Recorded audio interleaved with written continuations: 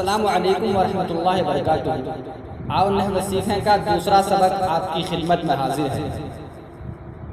اس سبق میں یہ بتایا جا رہا ہے کہ نحو کا موضوع کیا ہے اور علم نحو کا فائدہ کیا ہوتا ہے، اور علم نحو کو نحو کیوں کہتے ہیں۔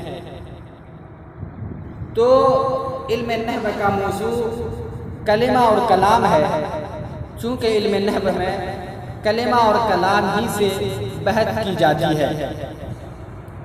علم نحو کا فائدہ عربی لکھنے اور بولنے میں ترکیبی غلطیوں سے بچنا ہے، یعنی انسان علم نحو حاصل کرنے کے بعد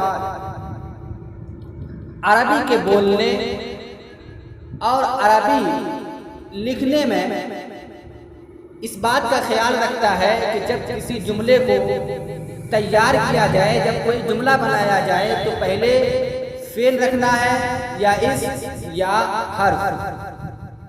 تو ان ترکیبی غلطیوں سے بچنے کے لیے علم نحو کام آتا ہے۔ نحو کو نحو کہنے کی بہت ساری وجہ علماء نے بیان کی ہے، لیکن ان میں سے کچھ وجہ آپ کی خدمت میں حاضر کرتا ہوں۔ پہلی وجہ تو یہ ہے کہ نحو کا معنی ہے طریقہ، اور چونکہ بولنے والا اس علم کے ذریعے عرب کے طریقے پر چلتا ہے، اسی لیے اسے نحو کہتے ہیں۔ دوسری وجہ یہ بیان کی جاتی ہے کہ نحو کا معنی ہے کنارہ، اور چونکہ اس علم میں کلمہ کے کنارے پر موجود حرف سے بحث کی جاتی ہے، اسی لیے اسے نحو سے تعبیر کیا جاتا ہے۔ اسی طرح تیسری وجہ یہ بتائی جاتی ہے کہ نحو کا معنی ہے مثل، اور چونکہ اس علم کا جاننے والا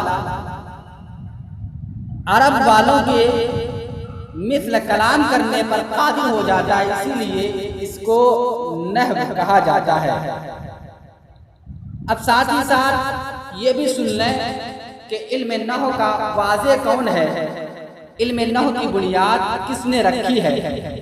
تو علم نحو کی بنیاد حضرت علی کرم اللہ وجہہ الکریم نے رکھی۔ آپ رضی اللہ تعالی عنہ کے حکم سے حضرت ابو الاسود دؤیلی رحمۃ اللہ تعالی علیہ نے باقاعدہ اس علم کی تدوین کی۔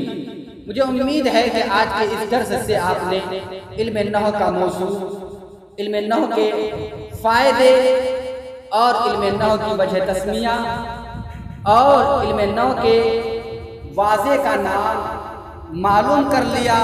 انشاءاللہ کل کلمہ اور اقسام کلمہ سے متعلق بحث ہوگی۔ السلام علیکم ورحمۃ اللہ وبرکاتہ۔ Subscribe now and press the bell icon. Never miss an update.